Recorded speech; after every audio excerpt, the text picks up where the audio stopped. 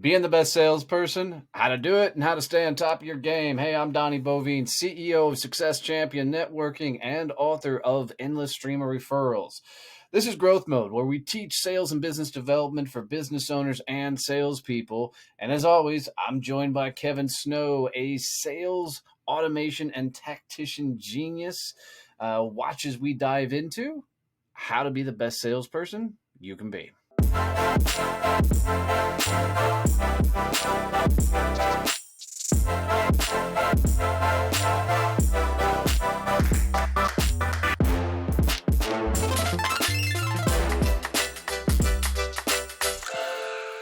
Holy hell, Kevin. I'm getting better at that damn intro. Jeez, oh Pete.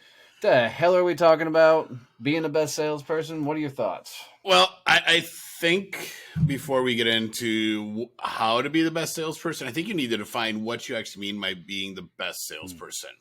Because I think that's going to give everyone fits. Because So I think there's a massive difference between a great salesperson and what most people actually are. So, if you're a person that just gets inbound calls and leads and your job is to just close those deals, I don't think you're that good of a salesperson.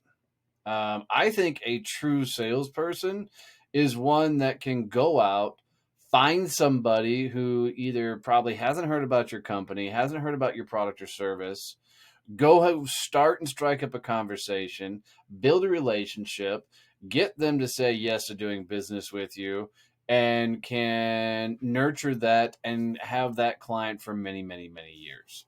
I think that's what defines the best salespeople in the world. What most people are transactional order takers. And,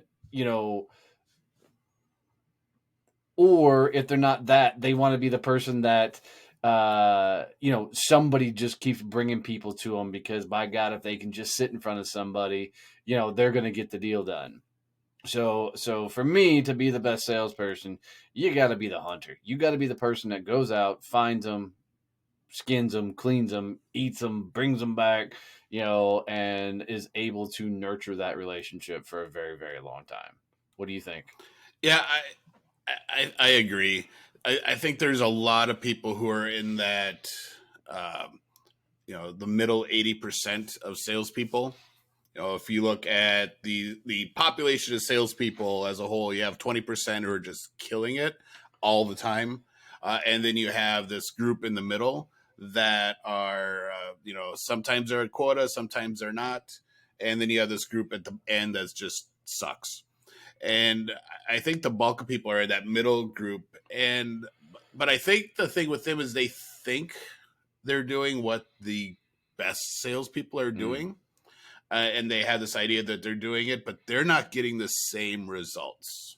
Yeah, for sure. Because I know when I was doing the sales thing at the corporate level, I would look at our sales team that were those people that were like, some months they're at quota, some months they're over, some months they're not. And they were doing the same activity as me, but not getting the same results. Yeah. It's, for these salespeople that, if you're trying to figure out sales and you're not a student of the sales process, it's probably a huge indicator of why you're not going bigger and better.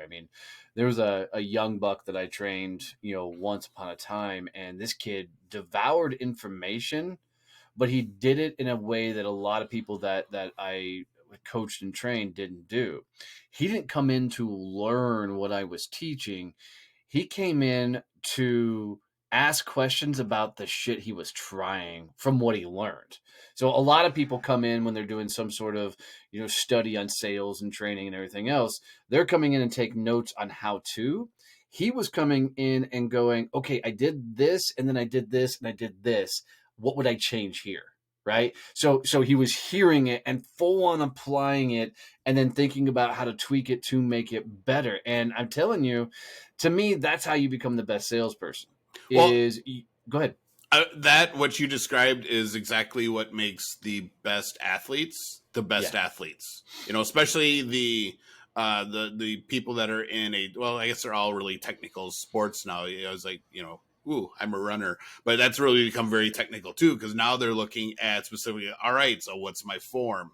But you Yeah. look at things like hurdling, wrestling, pole vaulting, rugby, you're in kickboxing, the martial arts. It's Yep. all get all right. So I did this technique. Here's how I did it. How do I do it better? Oh, you need to adjust this, move this, do this different. And it's all that fine tuning that is what makes great salespeople the best salespeople, or great athletes the best athletes. Yeah. If you don't do That's if it. you don't do any of that, you can be really good and really talented, but still come in third, fourth, fifth in whatever tournament you're in. Yeah, it's middle. I mean, especially when you get up to like elite sports, just use that as an example. There's 1% difference between the first place, Yep. and second place, and you're talking fractions of a second. And when you're talking about the runners, so when you're thinking about how much focus, I mean, if you look at some of the best athletes, we go like sports, like Jerry Rice, man. If you ever saw his flipping workout routine, and other NFL players tried to do Jerry Rice's workout routine, and they couldn't keep up with him. Same thing with guys like Michael Jordan, LeBron James. I mean, these guys are out there, and when the game's over, they're going out and doing another 1,000 shots. Tiger Woods, the guy was the same way. I read a book on his once upon a time. It was written by his high school coach, and there was a tournament where Tiger in high school made this shot, and it went like on ESPN and all over, because it was like this crazy behind a tree, landed a foot from the whole shot. And his coach said everybody was so amazed by this particular shot he did. And his coach goes, but I wasn't, because Tiger had already been out practicing that shot 20 times before the tournament that week, because he was guessing where his ball could potentially land if his drive didn't go perfect and Yep. straight. Right? That's the kind of shit that we're talking about. If you want to be the best salesperson in the world, you've got to be out there tinkering and adjusting and trying new things and anticipating how conversations could go, and be ready to adapt to go have these conversations, and really enjoying the process of sales as a whole. Because if at any point sales feels awkward, icky, gross, anything like that, you're never going to be the best, You you because you're go ahead. you all heard it. Donnie said, "Enjoy process." So, um, but I think there needs to be a but thrown on to the end of that statement. You need to be anticipating what's going to be happening and thinking about all the different, what I call branches and sequels. But you need to also be still doing action. You still need to Yes. go out and selling. It's really easy, especially if you are a high C salesperson like me, where you can really get into that and like, this is awesome, and really start Mhm. enjoying that, analyzing the process and figuring things out. But then that's all you do. Yeah, And this dude, is that's a great really point. and this is really huge, especially for business owners that are trying to do the sales thing and run the business at the same time. Because what you're talking about them doing for the sales process is also what they need to be doing for their business. Yeah, absolutely. Well, and I want to touch on that high C thing, because another guy that trained with me, one of the highest C's, in that disc profile that I've ever met. And this dude was huge, multi black belt in martial arts and two different types of martial arts. He was a dangerous guy that you didn't want to mess with, but he was so technical. And the reason he got his black belts is because, I mean, he was a student of the art of martial arts. So when he came into sales training, he tried to be a student of sales. Yep.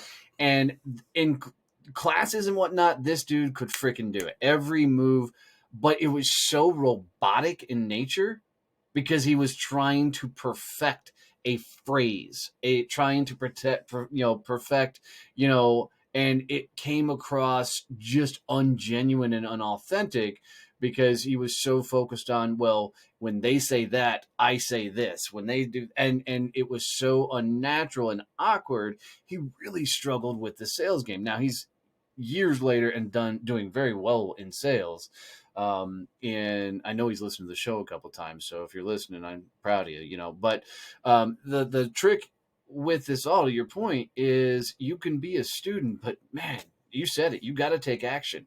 And I think that's where a lot of people really screw up, is they're not getting into enough sales conversations because they're not being proactive in the prospecting, business development, sales, side of things. So every sales conversation they have is an act of desperation, and they don't know how to maintain that equal business stature as they're going into the conversation. Great point, dude.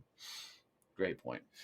So I think, as people are really trying to be the best salesperson. A lot of it comes down to my philosophy on life, and that means you got to go get punched in the face. You got to go screw things up and think about, how can I fail at this better? How can I do this better? How can I tweak it? So think about, how are you going out and finding new people for your business? How are you getting introduced to new people? How are you finding new prospects to go after? And then what's that process you're going through to take them all the way down to where they actually give you a referral, because you're being and doing everything you promised that they were going to get. And then you're always looking at, how do I improve that process? How do I get better at all those things all the way through? And I think once you start thinking along those lines, and you start thinking, how do I train like an elite athlete, like somebody who's fixing to go through the Olympics? How do I, constantly evolve in how I'm doing things? You're going to be blown away how much you will outperform your peers and everybody else around you. So, as always, guys, if you got any value out of this whatsoever, do us a favor and make sure you're subscribed to the show. Please tell one person. See you. Bye.